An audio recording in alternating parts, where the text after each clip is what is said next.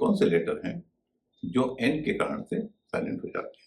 4 letter हैं, D, जी, P और के। इसमें सबसे इंटरेस्टिंग है डी, क्योंकि इसके बारे में कई लोग नहीं जानते हैं। जैसे WEDNESDAY, इसका मतलब आप जानते होंगे बुधवार। कई लोग इसे वेडनेसडे कहते हैं, यानी डी का उच्चारण करते हैं, जबकि इसका सही उच्चारण है वेंसडे। वेंसडे, एस का उच्चारण भी ज होगा, स नहीं होगा। तो ये तो रहा डी के बारे में कि डी कब साइलेंट होता है, जब वह एन से पहले होता है। लेकिन एक ऐसा शब्द है जिसमें डी एन के बाद है, इसके बारे में मैंने डी वाली क्लास में बात की थी, और ये शब्द है HANDSOME। अगर शब्द को देखें तो आपको यही लगेगा, इसका उच्चारण होगा हैंड और सम, हैंडसम, लेकिन इसका सही उच्चारण है हैंडसम, यानी इसमें भी डी साइलेंट है। इसी तरह एक और शब्द है HANDKERCHIEF,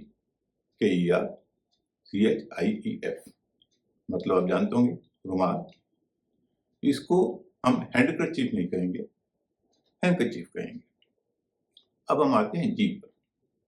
जी भी एन से पहले साइलेंट हो जाता है अगर GN शब्द के अंत में हो, जैसे sign, SIGN sign, RESIGN resign, FOREIGN फॉरन या फॉरेन।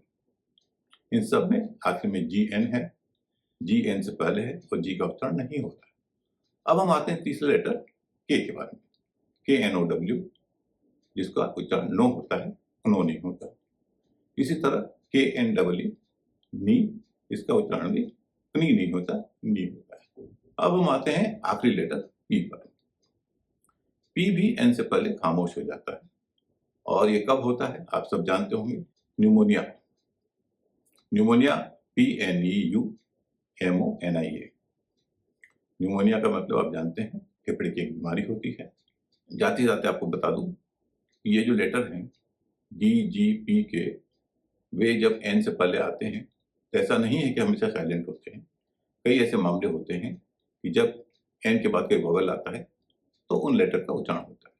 वेंसडे में डी का उच्चारण नहीं हो रहा है, लेकिन किडनैप पे तो हो रहा है, किडनी में भी हो रहा है, क्योंकि तब वे दो अलग अलग सिलेबल का हिस्सा हो जाते हैं, किड और नैप, किड और नी, इसलिए डी का उच्चारण हो रहा है।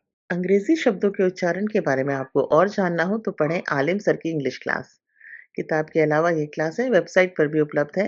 विजिट करें alimsarkiclass.com।